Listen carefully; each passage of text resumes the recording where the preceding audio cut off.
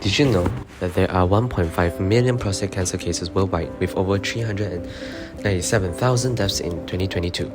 It is the third most common cancer in Malaysia with the lifetime risk of 1 in 117 men. There are multiple factors that may increase the risk of prostate cancer: age, race, family history, as well as lifestyle. Some habits may increase the risk of prostate cancer, such as smoking, poor eating practices, overweight and obesity.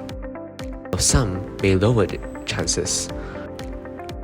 Regular exercise, eating fruits and vegetables, as well as staying sexually active.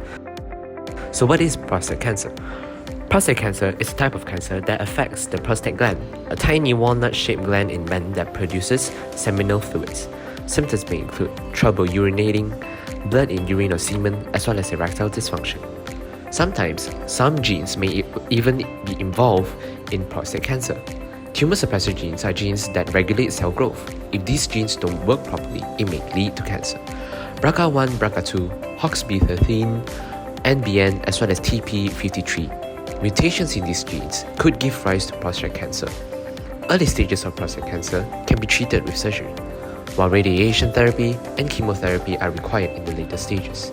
Detections of prostate cancer comes in various forms: rectal examination, PSA blood test, as well as MRI.